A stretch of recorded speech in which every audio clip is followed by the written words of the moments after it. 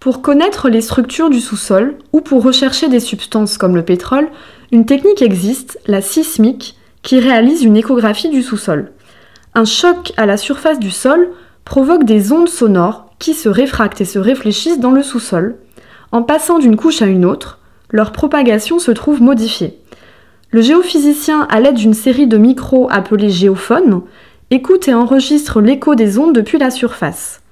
Les mesures sismiques sont plus faciles à réaliser en mer qu'à terre, car un bateau se déplace plus aisément dans toutes les directions. Le navire traîne 2 canons à air qui produisent dans l'eau un signal acoustique par détente brutale d'air comprimé. La flûte tirée par le navire contient des hydrophones qui enregistrent les ondes. La sismique fait appel aux propriétés de propagation du son dans l'eau et dans les roches. S'il y a réflexion, les hydrophones enregistrent une trace sismique. L'enregistrement d'une onde acoustique est révélé par un pic que l'on colore en noir pour le rendre plus visible.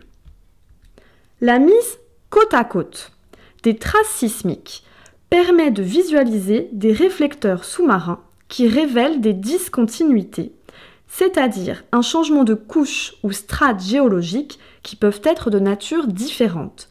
Les discontinuités sont ici repassées par la couleur rouge. La sismique réflexion utilise la propriété des ondes P qui peuvent se réfléchir sur des discontinuités de faible profondeur.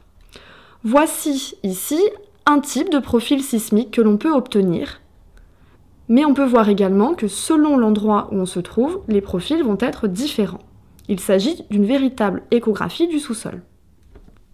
Voici un exemple de profil sismique obtenu au bord de l'océan Atlantique Sud au niveau du Gabon. Sur un profil sismique, l'axe vertical est en temps double ou STD.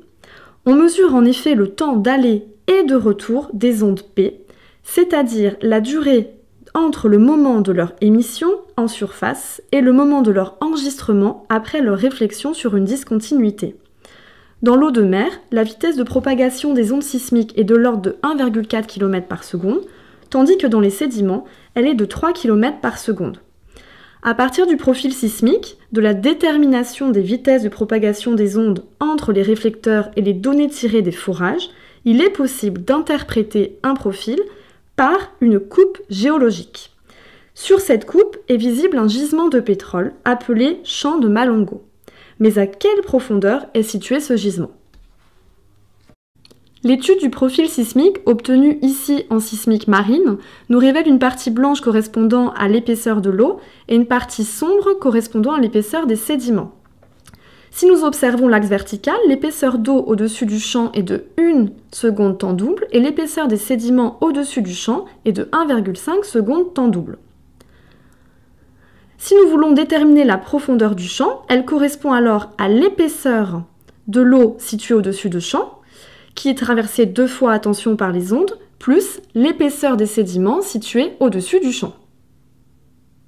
On cherche la profondeur du gisement, donc la distance d avec la surface. Nous connaissons la formule de la vitesse, nous connaissons la vitesse de propagation des ondes dans l'eau et dans les sédiments. Nous en déduisons donc la profondeur du gisement par le calcul de l'épaisseur d et que nous divisons par 2, attention, puisque nous avons des temps en secondes, temps double. La sismique réflexion permet ainsi la recherche de gisements d'hydrocarbures. On cherchera un hydrocarbure là où il peut être piégé, c'est-à-dire là où des pièges peuvent être présents. Il existe 3 grands types de pièges à hydrocarbures. Les pièges dits pièges contre faille, les pièges dits pièges anticlinal, où nous voyons un pli présentant une forme de A, ou les pièges appelés diapyres de sel. Lorsque nous visualisons un profil sismique, comme celui-ci, nous observons la présence d'une faille, où du pétrole ou du gaz serait susceptible de se trouver contre cette faille.